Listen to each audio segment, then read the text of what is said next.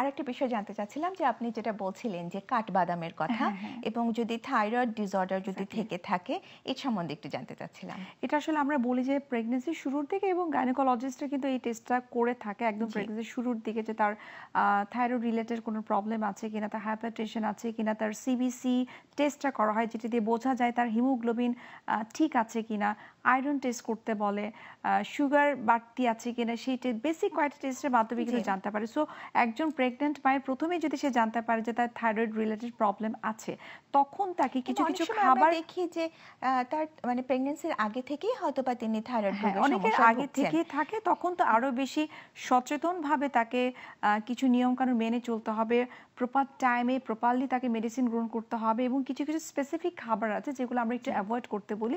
খুব ছোট্ট করে যদি বলি, যেমন গ্রিন টি, কাঠবাদাম বাদে বাকি সব ধরনের বাদাম আমরা তাকে অ্যাভয়েড করতে বলি। আমরা স্পিনাচ মানে পালং শাকটা আমরা একটু অ্যাভয়েড করতে বলি।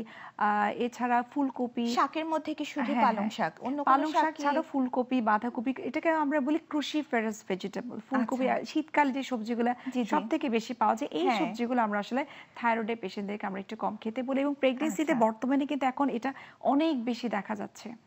প্রেগনেন্সিতে থাইরয়েডের প্রবলেম কিন্তু হয়তো আগে ছিল না, কিন্তু প্রেগনেন্সির পরে কিন্তু ডায়াগনোসিসের জন্য যে মেজার টুল আমরা ইনভেস্টিগেশন যেটা করতাম সেটাও কিন্তু ছিল না। এখন যেহেতু এটার মানে সুবিধাটা এসছে, এই জন্য এখন আমরা টেস্ট করছি, এখন আমরা জানতে পারছি, অনেক কিছুই ধরা পড়ছে।